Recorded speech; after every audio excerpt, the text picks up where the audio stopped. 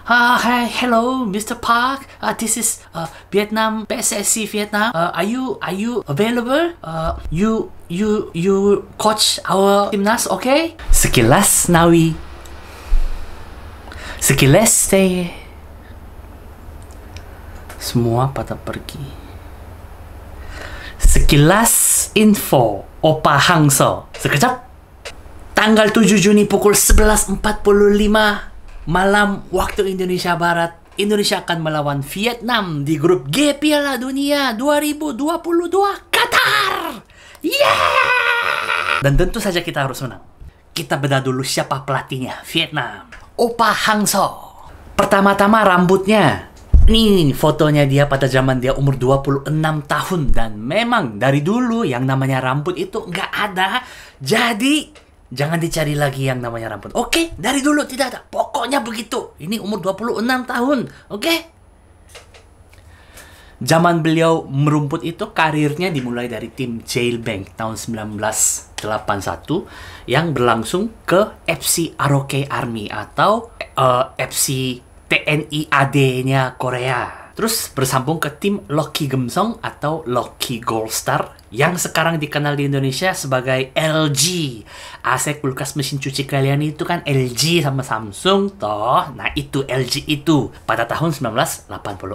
Setahun dia join dengan LG, Loki Gold Star pada tahun 1985. Opa Park berhasil membawa tim tersebut menjadi juara K-League. Dan di tahun 85 Best 11 K-League, Opa Hangso juga terpilih sebagai Best 11-nya begitu. Terus di tahun berikutnya Opa Park juga ditugaskan sebagai kapten tim tersebut dan waktu itu pun tim Loki Gemsong berhasil menduduki juara runner-up K-League pada season tersebut.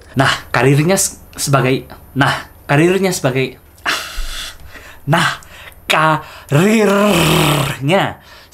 pemain, karirnya sebagai pemain sih pendek dia karena beliau pensiun jadi pemain sepak bola pada tahun 1988. Jadi masa pronya itu hanya 4 tahun. Jadi masa-masa bersama Jailbank sama masa-masa main di tentara itu bukan pro lah, semi pro.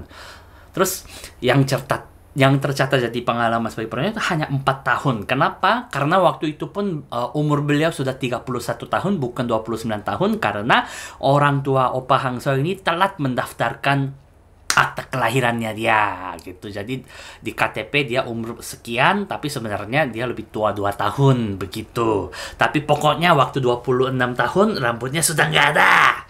Anyways, pengalaman merumputnya sebagai timnas Koreanya pun sangat singkat. Hanya satu game itu pun tidak full time, 73 menit. Pada saat Korea melawan Jepang di Piala Dunia pada saat Korea melawan Jepang di tahun 1981.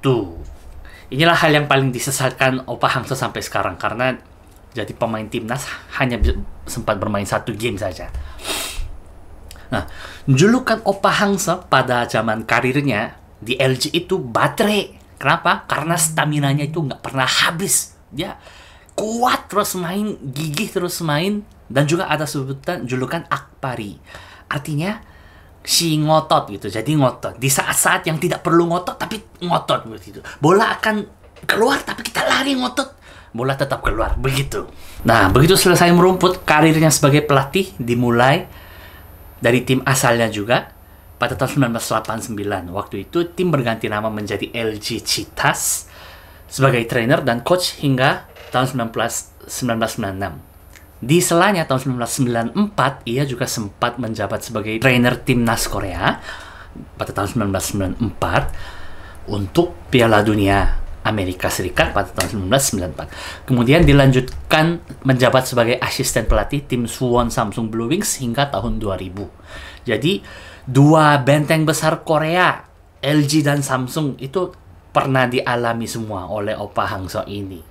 Dalam meneruskan jabatan asisten pelatih timnas pada tahun 2000 setelah pelatih timnas Korea Ho Jong-moo turun dari posisinya, Opa Hangso sempat menjadi pelatih timnas sementara Korea sampai nanti pelatih Gus Hidink, pahlawan negara, legenda bangsa dan masyarakat Korea Gus Hidink yang diangkat jadi pelatih timnas World Cup 2002 Korea. Opa Hang-seo saat itu dijabatkan sebagai asisten pelatih Hiddink, dan apa yang terjadi guys? Semua ingat kan?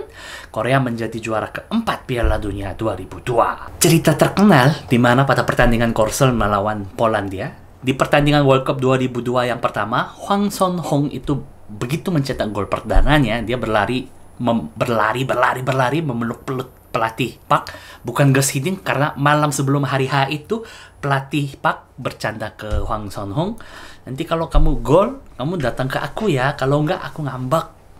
Terus beneran dia cetak gol, dan Hwang Son-hong berlari ke pelatih Park, dan dia memeluk Park, dan Gus Hiddink lah yang akhirnya ngambek begitu.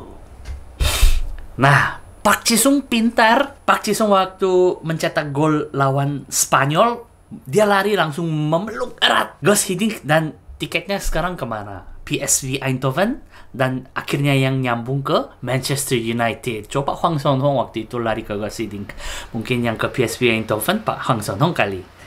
Pokoknya, nah setelah prestasi yang begitu tinggi dicapainya pada World Cup, lanjut sekarang ke Asian Games 2002 di Busan. Nah, ini Opa Hang-seo pertama kali diangkat sebagai pelatih timnas untuk Asian Games.